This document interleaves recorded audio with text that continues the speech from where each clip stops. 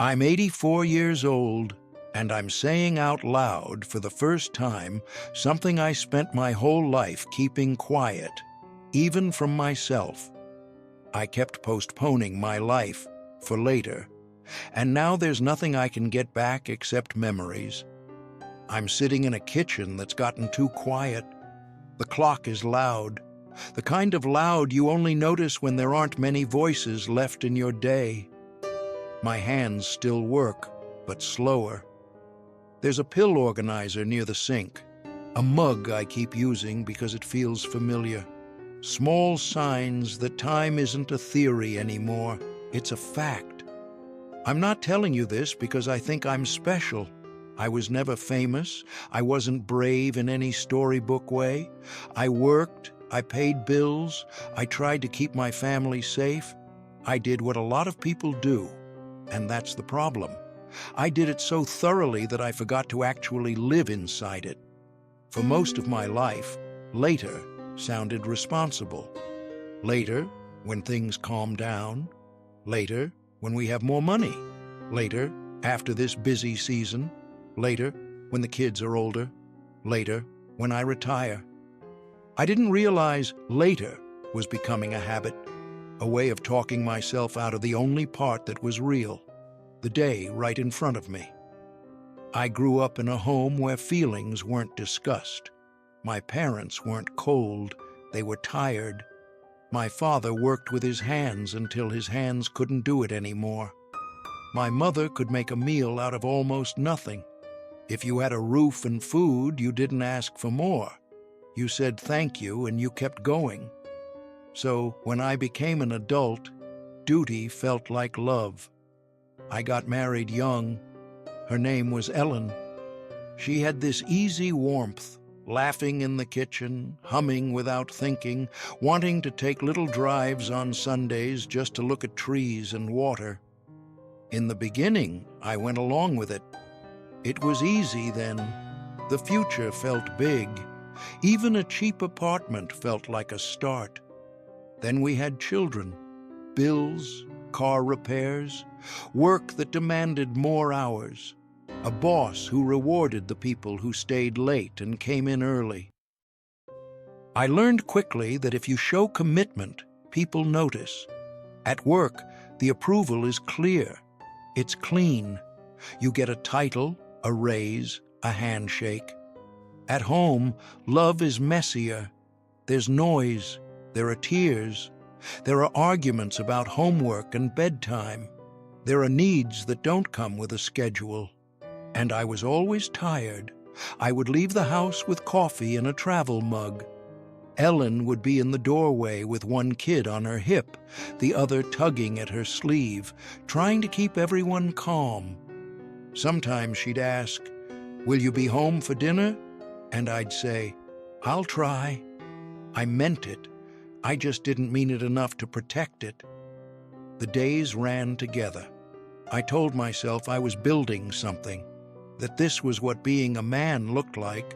Work hard, don't complain, provide. Ellen would ask for small things. "Can you sit with me for a minute? Can we talk after the kids go to bed? Can you take a day off next week? Just one day?"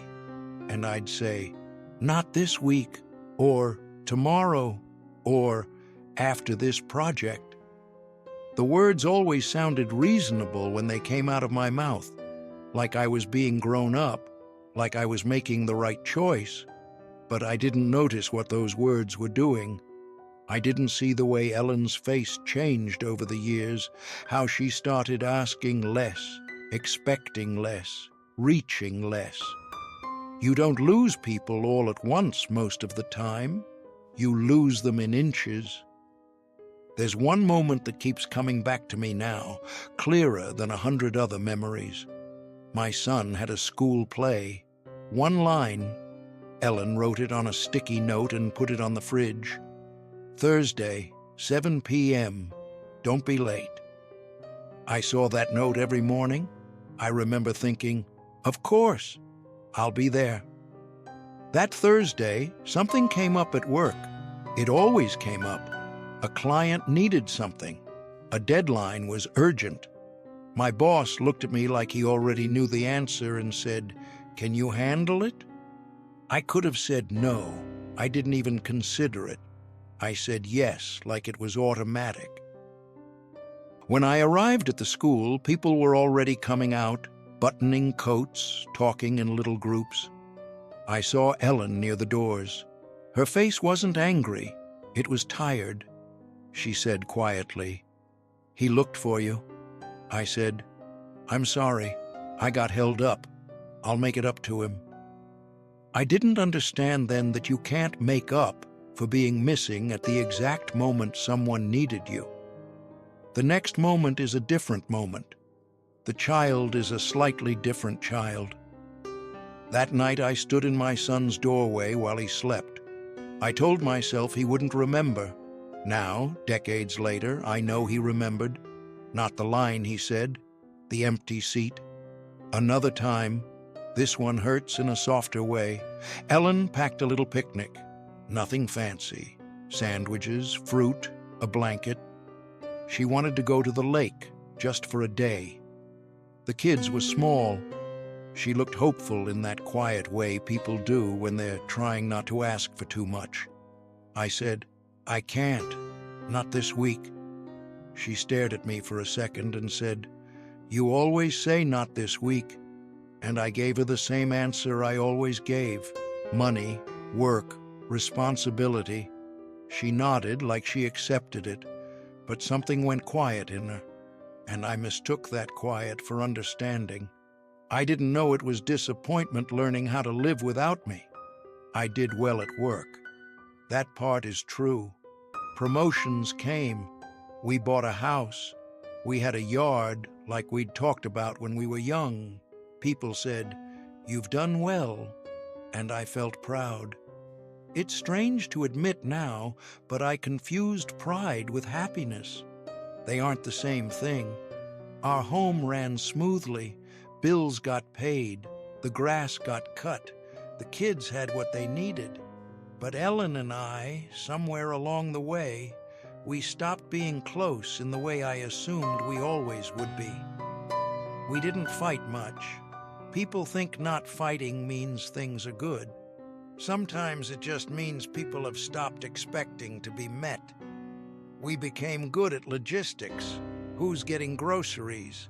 What time is the dentist? When is the water bill due? Two decent people managing a life. And then the kids grew up. They left. That's what they're supposed to do. The house got bigger and quieter. The silence at night felt unfamiliar, like the house didn't know what to do with itself. I remember one evening, just the two of us at the kitchen table, the same table that had seen homework and spilled milk and birthday cakes. Ellen looked at me and said, "Do you ever feel like we missed it?" I didn't know what to say. I wanted to defend myself, defend the years, defend the work. If I admitted we missed something, then what did that mean about everything I'd traded for it? So I said, "I think we did okay." She nodded, that same nod, and we washed dishes and went to bed. I think about that now, and I realize she was opening a door, just a crack. She was giving us a chance to be honest, and I didn't walk through it. I was still waiting for later, when we'd have time to talk properly, without stress. Later. Retirement became my favorite word. I held on to it like it was a guarantee. When I retire, I'll slow down. When I retire, we'll travel. When I retire, we'll sit with coffee in the morning and take our time. I retired at 65. There was cake in the break room, a watch with my name on it, handshakes. "You earned it," they told me. The first week felt good. I woke up and didn't rush. I watched morning light move across the floor. It was almost peaceful. But Ellen was still working part-time then. She had her own routine. She'd kiss me on the cheek and go out the door. And once she left, the house felt empty in a way I hadn't expected. I tried filling the days with projects, cleaning the garage, fixing a fence, organizing tools, anything that felt like a task, because tasks were where I felt competent. Ellen would come home and I'd point out what I'd done.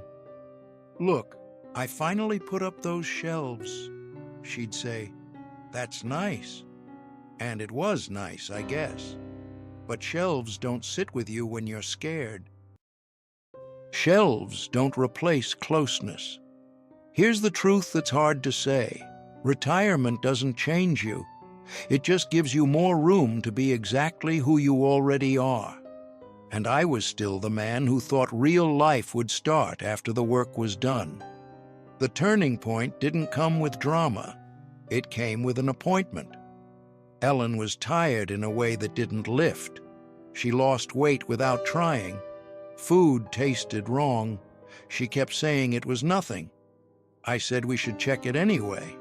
Doctor's office, tests, more tests, a waiting room with old magazines, the word biopsy. A doctor who spoke carefully, like each word was heavy. Cancer. It makes the air go thick. It makes the future smaller. We drove home in silence. At a stoplight, Ellen looked at me and said, "I'm scared." And I said, "We'll handle it." That was my instinct. Handle it, manage it, solve it, like it was a leak in the roof. But you can't fix your way out of losing someone. The months that followed were made of hospital hallways, quiet drives, paperwork, and long hours of waiting. Ellen tried to be brave. I tried to be strong. We both did what we knew. At night, she would sometimes wake up and say, "Are you awake?" And I'd say, "Yes." Sometimes she'd talk. Sometimes she'd just hold my hand. In those nights, I felt the weight of all the evenings I'd brushed past her, thinking we'd have more time. One night, she said softly, "I thought we had more time." There was no accusation in it, just sadness, like she was stating the weather. And I said, "I thought so too." That sentence, "I thought so too," is the center of my regret. I really believed time would cooperate with my plans. I believed if I did everything right, worked hard, stayed responsible, then life would eventually reward me with calm years where I could finally pay attention. Time doesn't work that way. Ellen died on a Tuesday morning in late fall. Pale light, bare trees outside the hospital window. She looked smaller than she ever had. When her breathing stopped, there wasn't a big moment. There was just a stillness that made everything feel unreal. Afterward, I stood in the hallway holding a paper cup of coffee that had gone cold. And one thought kept repeating in me, plain and brutal. This is the part you can't redo. People were kind. They said the things people say. They brought food. They hugged me. They told me she knew I loved her. I nodded and thanked them. But inside I kept thinking, I gave her my later. I gave her tomorrow. And now she's gone. Grief isn't only sadness. It's also inventory. You walk through the house and see evidence of the person everywhere. Her mug, her sweater, a hairpin on the bathroom counter. And you realize that what you miss is not just the big love story. You miss the daily life, the ordinary moments you treated like they'd always be there. After Ellen died, the kids called more often. They visited. They tried. I don't blame them for having their own lives. That's how it should be. But I'll tell you something that's hard to admit. When you spend decades choosing later, you don't always build the kind of closeness that keeps you naturally folded into people's days. You become an appointment, a check-in, a holiday visit. And then, in the quiet, you finally hear what you avoided. Not dramatic regret.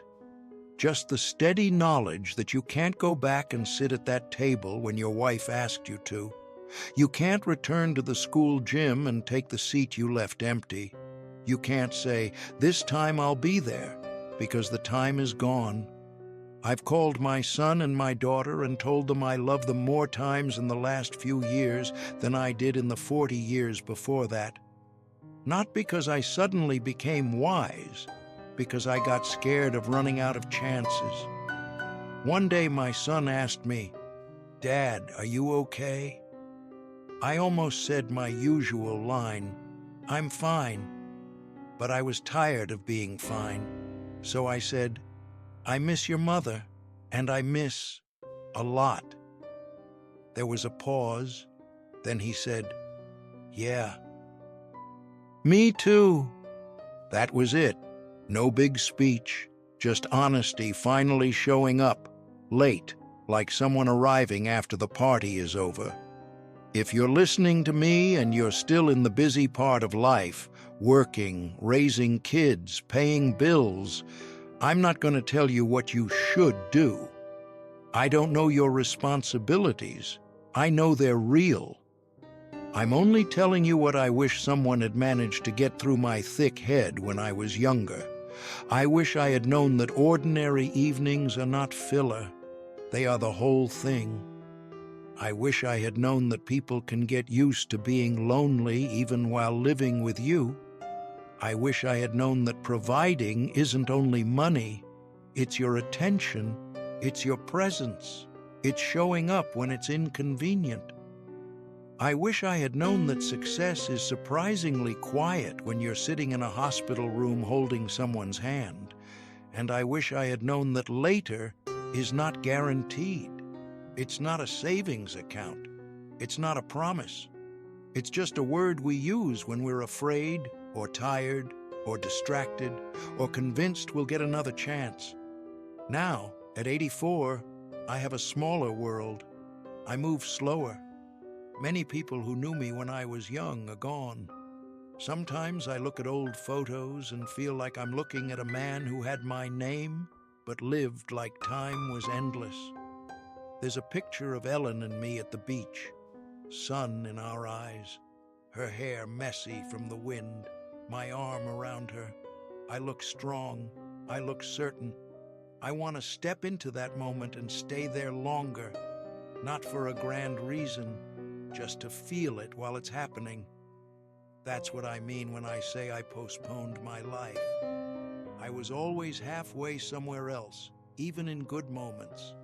These days, sometimes in the evening, when the light gets soft, I talk to Ellen out loud. Not like I expect an answer, just because silence can be heavy, and saying her name reminds me that what we had was real. I tell her small things, the neighbor's dog, a call from the kids. I tell her I fixed something she used to complain about. I tell her I'm sorry. I don't know where those words go, but I know I waited too long to say some of them when it mattered most. If any of this landed with you, if you recognize the habit of later, you don't have to turn it into a big dramatic change. Life doesn't move that way for most people.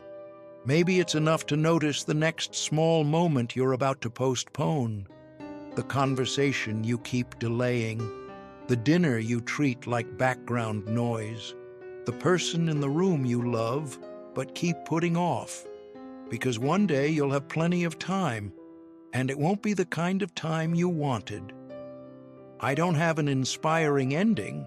I don't think life gives those, not really. I have acceptance, some days. I have grief, other days. I have memories, warm ones, painful ones, and the knowledge that time doesn't come back just because you finally understand its value. I'm 84 years old, and if I could say one honest thing from this side of it, it would be this. Don't give the people you love only your leftovers. Not because you're bad if you do. Not because you meant to. Just because one day you'll look up and later will have quietly taken more than you ever intended to give away.